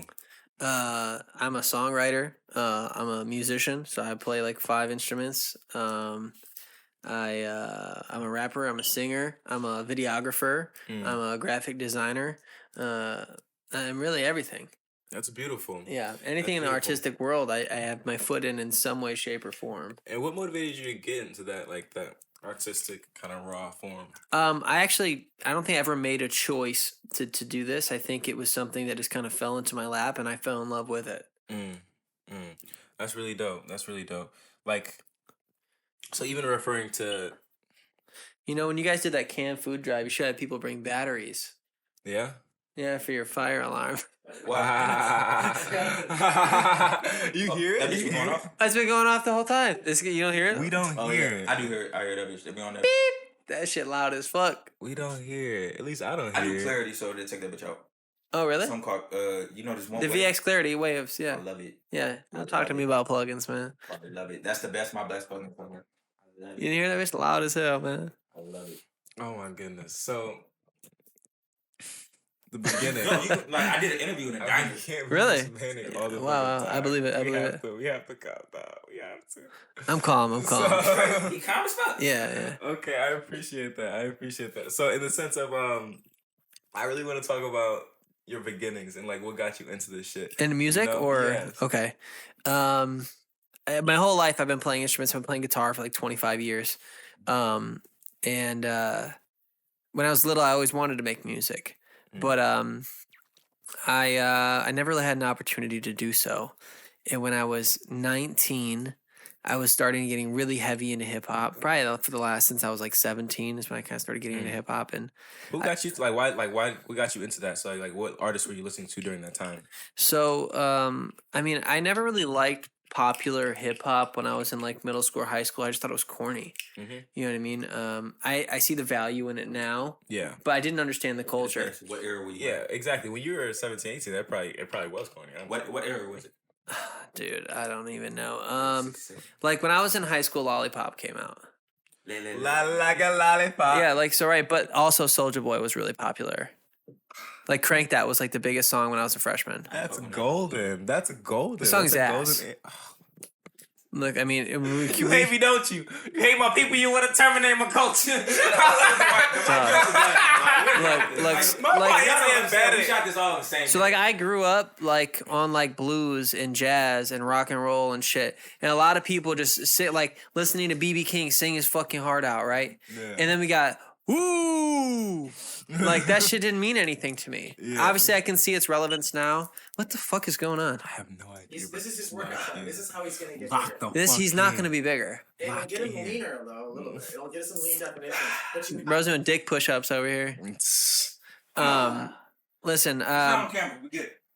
Anyway, when I was growing up, I was listening to a lot of music that was emotionally filled. Yeah. So when I heard rap for the first time, and it was stuff on the radio and shit that was had zero emotional value to it, I couldn't relate to it. Okay. Now that I love rap and understand rap, I can see the value in those records without a doubt. Okay. But at the time, I was like, this is fucking trash. Yeah. And then I found a lot of underground hip hop shit that I fell in love with, from like, you know, Wu-Tang to fucking Atmosphere and a bunch of other acts, where I realized hip hop existed.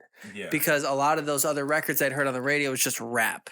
Okay. You know, and what's the difference between hip hop and rap? well, I think rap is a subgenre of hip hop. I think hip hop itself is really such an explosive thing, but hip hop in its own right is something that's honest.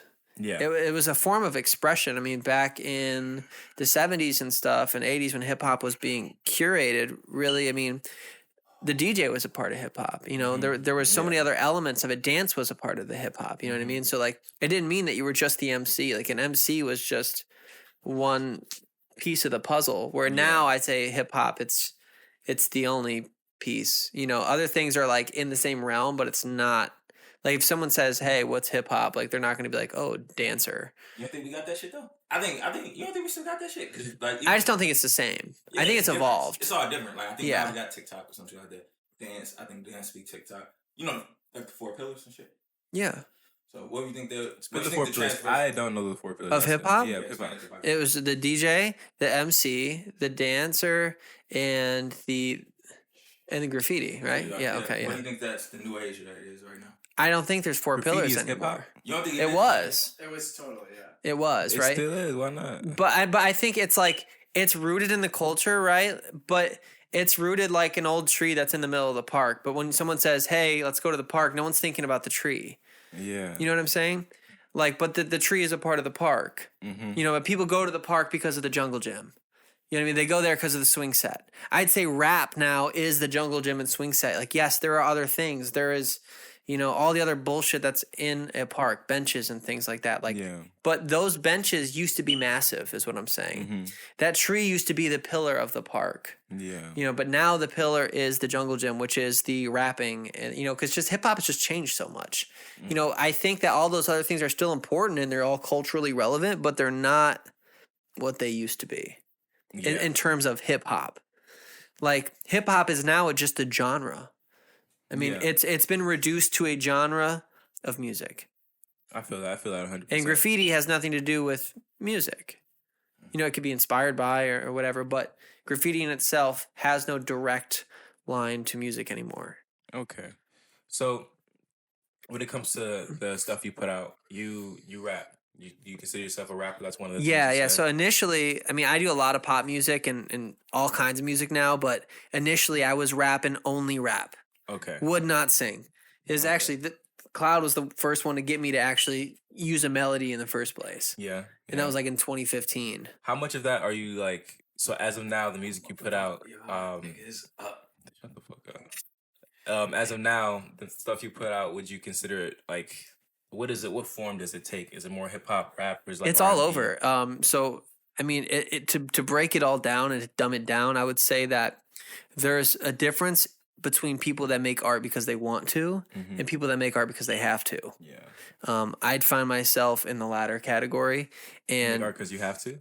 yeah, as like it's like a survival instinct to me. It's how I Somewhat communicate more with poetic. myself and the world, and because I've grown to love so many types of music and found that I can exercise separate thoughts and emotion through different types of music, I'm no longer just a rapper.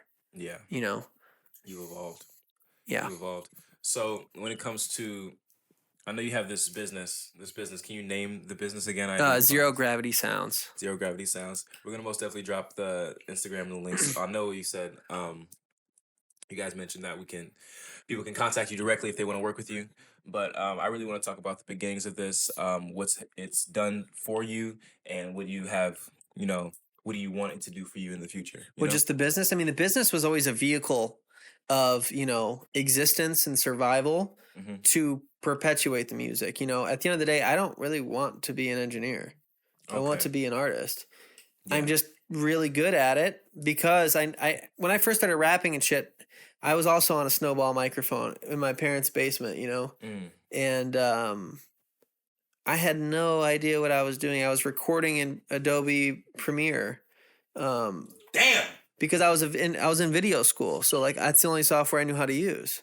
So I never knew about audio software. I didn't know what a compressor was. Is that video shit. That's what I edit the videos off of. Yeah. Oh, wow. Yeah, so I was recording in there, and I didn't know what a compressor was, so I was manually just using the volume bar to make everything equal volume. So it would take me about 6 hours just to make it micro-listenable. And, like, it was embarrassing, but I just didn't know. So I just never could afford to go to a studio, so I just slowly figured out how to do shit, and I got really good at it. And then I realized that I didn't have to work for other people anymore and that people would pay me because I was good at it. Yeah. How long was your dog days until you felt comfortable with it? Huh? How long were your dog days until you felt comfortable with it? What, like engineering? Yeah. Longer than most people have been doing music. How long? At least 5 years, 6 years. I was like 2016 to 2021. But, you know, I'd say that where we're at now with engineering is like some of the most relevant in the world. Fuck with. Yeah, exactly. I feel like them dog days, I feel like niggas that got longer dog. I was so pissed at it because some people they be like, "Oh, I got Pro Tools. Oh, how long you have Pro Tools? 6 months." I hate Pro Tools. Oh, like they'd be like, I think it's a horrific program. But they'll be engineering for 6 months and then they have shit down pat. Yeah, they don't though. It's down pat. Yeah, it's true. But the thing is, down pat. Down pat. Yeah, down pat with a T. But look, why is that? That's just the phrase. You're just saying it wrong. Down pat. Down pat. It don't matter. It don't matter, bro. Look. A lot. So here's the thing about engineering, right? Is that people think they know how to engineer and they don't. Just because you can make a song sound decent does not mean you're a great engineer. Being an engineer, like Jesse had originally taught me when we first met, is an art form. It is a completely separate thing, right? So being an engineer involves being able to solve specific problems, right? So I know people that claim they're engineers, and I say, well, you have this problem in your mix, and I don't know how to fix that. You know what I mean? They're not masters of the craft. People have become engineers as a form of stealing money from artists for using a template that they bought for $100 online. They have no idea how to actually curate greatness out of the vocal takes that they have. They don't understand how intricate the process actually is.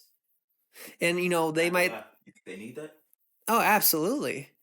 Because I feel like, even I watch a lot of these rappers.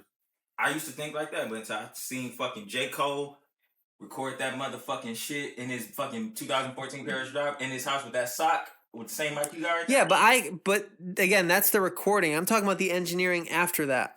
And chances are he didn't do that himself. Oh, yeah. Of course you got the dude. Do you think you need the equipment or do you think you just need the dude?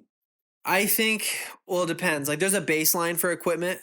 Like, you can have somewhat cheaper equipment and a really great mix and do okay. It would probably end up better if you had a cheap microphone like this and an expert engineer than a really great microphone and a bad engineer. Yeah, that's what I think. Because I look at the baby. Like, you look at the baby. Like, the baby and his dude, they say that same thing. What do you listen to? Who's your top 5? Like rappers? Yeah, rappers, engineers, like musicians. I mean, engineers. I mean, I can't even combine all those things. Yeah, I'm top 2 and I'm not 2. This nigga just called it Drake, bro. Yeah. I love that shit. Honestly. Yeah, but no, like some of my favorite engineers would be like this dude Leslie Brathwaite. He did most recently. He does a lot of Jack Harlow's shit. He's just a great engineer. He does a lot of big hip hop records. Always has.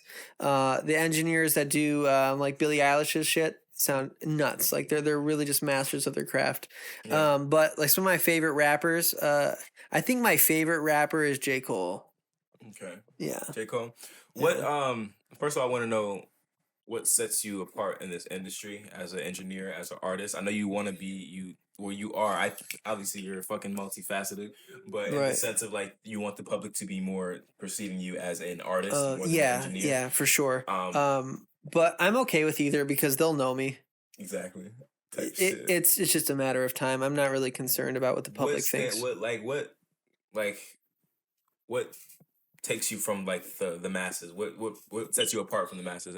As an engineer, I think that inherently, like Cloud and I have an advantage over other engineers because they do not understand what it's like to be an artist. Most engineers are just engineers. And that's why there's always been 2 categories when it comes to big major studios. There's recording engineers and there's mixing engineers. They're both very different and we do both. And I'm also a producer, and I don't mean just beat maker because I do that as well, but I'm a producer like Cloud is. We produce these records for people. I can sing the harmony that works perfectly for their song, tell them how to do it, make sure that they can sing the notes better than they were singing before. We just go above and beyond, so no one does it like we do it. Do you need to be a beat maker to be a producer? No. I just think they're separate, and it's convoluted because the term producer is usually means beat maker, but I think a producer is someone who like do you know what the difference between a producer and the executive producer is on a movie? Hell no. Executive producer. It's like I think I know a little bit. What is It's it? like micro. No. So the executive producer pays for everything. Is it? The investor and they say like, "Hey, I found this script and we're gonna make this movie together. If we put Leonardo here, this is gonna hit." Yeah, like they don't do anything really. What you wearing? They do everything. Gay. Oh, fuck. Gay number 10. Dior. Christian Dior. Savant. Yeah. Where you get that? I don't know We where the got fuck I rich bought it. friends. Flea market. I think I bought that shit. How No, much no, this it chain? was Von Moore. Don't worry about that. How much those tattoos? Cheap. I got a detention desk on my arm. Let's switch pants for real. I want those pants. I wouldn't wear those. He said he would wear these. Oh my goodness. No, These no. my long johns. Those are Nigga. long johns. These long Yeah, I johns. wouldn't nigga. I wear wouldn't give Yeah, you one these. guy Y'all like admitted one- not that's wearing disrespectful. pants and one guy not wearing a shirt. Dude. You want long johns? No, You wear long johns? no, You don't wear layers and shit? no. They used to be saving my black ass. That shit, my boy. No, I'd be chilling. I said I'd be chilling for real. Cause that's how you gotta do it. You got. I hate when motherfuckers go, "Oh, it's color." I'm like, But do you care about like okay, so your presentation of like as in I think you give producer / artist. I think you're to be honest, I think you the vibes you get off are most Bro, definitely the ones he that gave you off subscribe broke to. college student vibes until I seen the chain. I was like, "Oh, that's not." I think I told you that shit at the night of. I was like, "Oh, You're young. You're still young. How old are Just you? take that. Don't worry about it. Are you younger than him? No, I'm older than him. wait, why?" Yeah, don't be I embarrassed just- about your age. Well, I'm not self-conscious about it. I just think there's a poor correlation in the social standard of music. And I look young, but I'm older. And I think it's better when people don't associate age with the art. Yeah. Huh. I understand that. Drake is 36. What are you thinking over there? I was gonna say it, dude. Yeah, me personally, I don't give a fuck. Like, my brother called me crazy when he said, Yeah, but you guys aren't regular people. Yeah, I'm gonna do I'm this shit talking when I'm about the 40. average consumer. You're not consumers. Oh, So that is that your target audience, the average consumer? No, Most people aren't but I mean, consumers. They're not. yeah, I guess. Yeah. You like Michael Jackson and Tupac because you do this shit. You they did this, so they did this hi hat is right and this is right and look at Yeah. the mix on this. And Yeah, Us exactly, ain't like- looking at that shit. It's like, look, and don't get me wrong, because I don't want this to be taken the wrong way. Like, Jack Harlow is a good rapper, but people that say, there's people that say Jack Harlow is the best rapper ever. The dope problem is not that they're delusional, it's that they don't know. Mm. They don't know the intricacies of what other rappers are doing, right? So it's like, It's sonically. It's like what people hear. yeah, so it's all perspective, too. That's what Yeah. Pop is based on sound. How strong Yeah. do you think you got in this motherfucking interview? Huh? Maybe your left Fucking arm mic. might have got a little strong. Hey, yo, I need to teach you some proper form. No, you teach them after 2 weeks. No, fuck that. Hold on. No, fuck yourself You up. said proper porn? Yeah, you can't be sitting. I don't want. So Am I fucking my penis up or No, I you hate something? sit this fucking dude your so back. much. Dog. The fiery passion. You're gonna do it Um, like this. Sit like this. Lock your what do elbow you- under there and come like this. Okay. Sit up straight though. Straight. Don't tell him to come like Shoulders this. Moving. You need a lighter weight. Like this? Lighter weight, just like this. That's an isolation. Look, let me see it. Let me see Like it. this? Yes. You shouldn't be moving the rest of your shit. And your back needs to be straight. Like, And see how your my elbow's you- staying in the same spot You pretty can much? lock your elbow into your leg. So like this. you're I'm really- supposed to be like Yeah, like, so you I'm can do gonna do this. this. There you go. That's it. Right. You got it.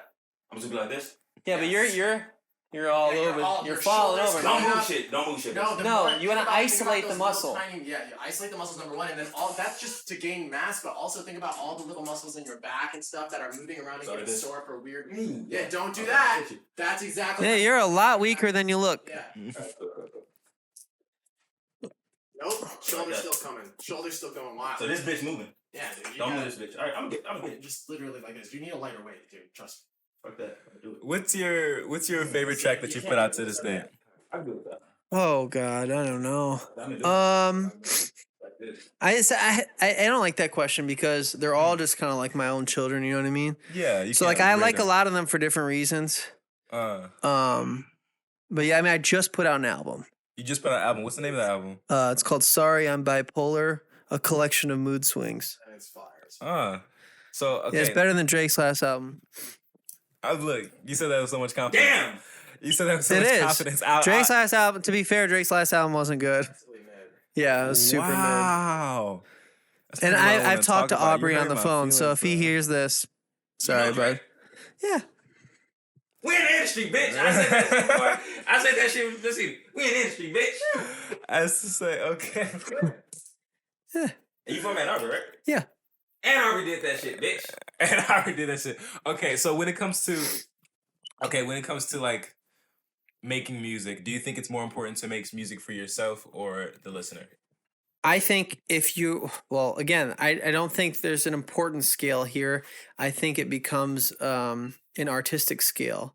Like, I think it no longer becomes art to its truest form when you're doing it for the listener. Okay. Yeah. That's how I personally feel. I think it's said best by Rick Rubin in his book, The Creative Act. He discusses that very fact, right? That the second we start to become concerned with what the audience thinks of our song is the second it stops becoming art. Yeah. I feel that. It's no longer an artistic creation. It becomes just something so much bigger than that. It doesn't mean there's no art in it. Yeah, it's a product. You finna go real stupid. You know Russ? Yeah. Oh shit. Oh damn, that's fine. Wait, no, like, do I personally know Russ? No, I thought you meant like, do I know? No, All right, you know Jake Smith? First of all, let's. No, I know a lot of people. How did though. you meet Drake? That's like that's actually interesting. I actually like, haven't met him. I just spoke to him on the phone. Yeah, how did that go? Cash Doll called him. Yeah. He didn't do that. Yeah, why are you saying that? How did you? First of all, let's talk about that conversation. Like, there's really nothing to it, really. Why did you talk to him? Well, Katie was at my studio, and she was like, "Who do you want to work with?" And I was like, "Drake, Big Sean." So she just called both of them. Okay. So it wasn't. How did you? So it's not deeper than that. You know. Okay. What I mean? So first of all, knowing Cash Doll is it's something that like. How did you get Cash Doll into your studio? That's interesting. I was recording one of her best friends, Jasmine Renee. She's like a Detroit rapper, and Katie was in town, and she just brought her through. These niggas Detroit approved.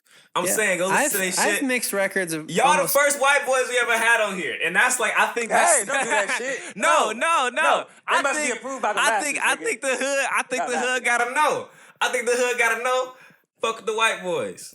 That's all I'm saying. No, I think, for real shit though, I think we shouldn't give a fuck about it like that. That's why I asked some shit. I think like Eminem is like one of the greatest, but I feel like they're not gonna like me because he's white. I feel like y'all, I think that shit is like a disconnect. I ain't gonna lie. Y'all in hip hop, that is a really fucking disconnect. I feel like that's a fucked up disconnect. Like I think it should be just the music. I really hate. But it's more than that, unfortunately, and it always will be. Dick sucking shit. But it has to be. It's no different than the discussion that's often brought up between like men and women. We're different, you know, and that's okay. We should be honoring and respecting our differences, and that should be part of the conversation. You know, the fact of the matter is there's been a lot of opportunities where I felt ostracized in hip hop for being white. But that's also why I spent a lot of time making sure I understood the history of hip hop. Yeah. You know, like most rappers, like. Do you think fucking like Iggy Azalea know who's Grandmaster Flash is? Probably not. But yeah, but like I'm speculating, right? I understand. But like, I understand. I think since hip hop is a black art form, it was imperative for me to understand where it came from and to respect it while creating it, so I don't lie when I'm rapping. You know what I mean? Where a lot of people like. The example I've given in the past, and no disrespect, is like Hoodie Allen. Have you ever heard of him? Not at all. Yeah, okay. So he did like popular like pop rap like back in like 2011. Caucasian man? Yeah, like white as they come, printer paper. But it felt when you listen to it, it just felt like it was pandering. You know what I mean? It felt like he took the black art form I feel like and repackaged it and sold it to white people. That's what it felt like. I feel like we should be able to talk about this though without no animosity, you know, like that. Like, Yeah, there's no animosity. We should get this out of the way. But then boom, do you think that number A, do you think that there'll ever be a time where like we're not gonna have that like it's not gonna be that fucking awkwardness in the room? Or do you think it's good? What with like I mean, no, I don't really even feel it anymore. And also like I welcome the animosity. I think it fuels me. I think in the same way that like maybe like a poor kid like that really wants to make it has to go harder. I mean, I was that kid, right? Like I didn't have opportunities that other kids had, so I knew I had to work harder than them. And I'm okay with that. I actually think that made me a better player. 100%. Oh yeah, 100%. So when you talk about shit you're doing now, I know you just dropped a project. I know you got this LLC. I feel like this. What do you have plans for the future? What plans do you have for the future, like set up as of now? Just I don't really know how to answer that. I mean, I have a lot of plans moving forward to Most like recent just project. I know it was pretty broad. I do apologize. What'd you say? Most recent project. I know it was pretty broad. Right. So like for Sorry I'm Bipolar, the album. Yeah, but like so you just dropped something. I just dropped the album. Do you plan on like doing tours and things like that for that? Oh yeah, I mean, I've been project? looking into touring. I already have what are they called? Fucking booking agents. Yeah, I have a booking agent already. I've already discussed touring with them. Beautiful. Yeah. So is there spaces that you're like excited to go? Not really. I mean, I'm not really worried about. I feel so confident in my craft that in like the universe's plan for me that I just know as long as I continue to make good choices and bust my ass and just perform the best I can, it's just gonna take me there. Like I already know. So you have like that much trust in self. Absolutely, Nigga, absolutely. These are industry friends, nigga. These are industry friends, nigga. These are industry. You want to friends. say nigga so bad? No, these are industry friends. I don't know what you're talking about. Industry. You want to say niggas? Industry niggas. No, these are industry friends. I thought you. No, they ain't enemies and shit like that. I think they cool. Like, I ain't going. Nigga, talk to Drake. Most definitely tapped in. But I mean, it's like people like get attached to that. But again, it's like this was like a short phone call. Like this didn't like people get too excited about things when I say things like that. But like people aren't excited about the fact that like I make incredible music. So like that's kind of what I'm saying here. Like, some people but I'm telling you to stop. Not everybody. You know what I'm saying? I'm saying like be the change you want to see in the world, right? It's like don't get excited about that. Like go listen to the album, be excited that it's incredible music. Yeah. You know what I mean? You believe in singles or albums? I think for the independent artist. For the opportunity of growth, singles. I mean, I feel like I just got to a place where an album was even viable, and I still don't think it was the smartest choice for me to make, but it felt like something I needed to do. You know what I mean? If you're trying to become successful as an artist, singles are absolutely better. I mean, the way I describe it to a lot of my clients is if you go up to a stranger on the street and say, "Hey, can I have 2 minutes of your time?" And you say, "Hey, can I have 30 minutes of your time?" What are they more likely to agree to? 2 minutes, right? And that's what you're doing with a single, right? It's saying, hey, I need you. You don't care about me at all. I'm just showing something on your screen. Give me 2 minutes of your time. Now, if an ad pops up, it's like, hey, listen to my whole album. It's like, oh, it's a big ask. It scares people away. It is what it is. One last question for me. This your last question? Nah, lie. All right, damn well it's not his last question. So you know damn well it's not your last question. Yeah, lie. You know that's lie. All right, but basically, you're trapped on an island. God bring your ass up. You're fucked. Boom. 5 things. What you bringing? On an island? Stranded on that bitch. Do I have electricity?